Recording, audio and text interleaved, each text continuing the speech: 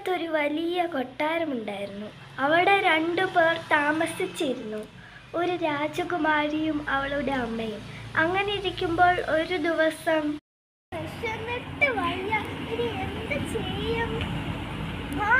അവിടെ ഒരു കൊട്ടാരം. അവിടെ ചെന്ന രാജ്ഞിയോട് ഒരു വേലക്കാരി ആയിക്കോട്ടെ എന്ന് ചോദിച്ചു നോക്കാം. ഇനി അവൻ എന്നെ വെള്ളം പറയുമോ? നിൽക്കുന്നു രാജകുമാരി, എൻ്റെ പേര് എലീഷ. എനിക്കൊരു ചെറിയ ജോലി തരാമോ? ഈ വീട്ടിൽ പൈസയ്ക്ക് വേണ്ടിയാ, ഒരു ചെറിയ ജോലി, ഒരു വേലക്കാരിയായിട്ട് പ്ലീസ്. എന്താ, ഞാൻ നിനക്ക് ഇവിടെ ഒരു ചെറിയ ജോലി തരാം. ഇവൾക്കൊന്നും ഇവിടെ ഒരു ജോലിയുമില്ല. ആരാണ് രാജകുമാരി? അമ്മയാണ്, പേര് മരിയ. അമ്മയായിരുന്നോ?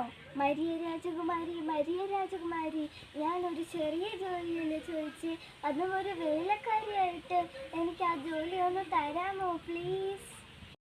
അമ്മേ, ഒരു വേലക്കാരി ആയിക്കോട്ടെ എന്നല്ലേ ചോദിച്ചോളൂ, അല്ലാതെ ഈ കൊട്ടാരമോ ഈ കൊട്ടാരത്തിലെ സ്വത്തോ ഒക്കെ തരാനൊന്നും അല്ലല്ലോ പറഞ്ഞത്. എന്താ, ഇവളുടെ മോന്ത കണ്ടാൽ മനസ്സിലാവും ഇവളൊരു പേരും കള്ളിയാണെന്ന്.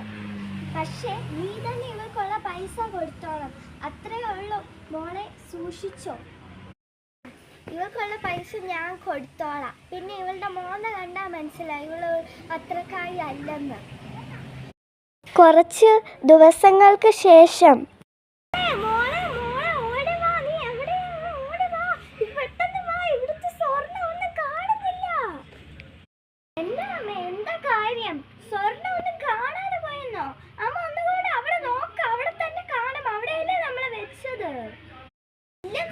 അവിടെ തന്നെ കാണും.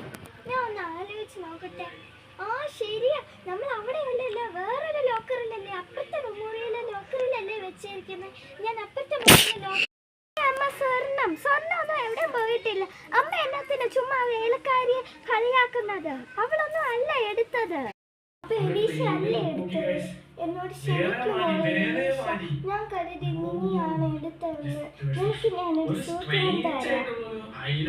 മോളെ എലീഷ, ഇത് ഞാൻ നിനക്ക് വേണ്ടി വാങ്ങിയതാണ്.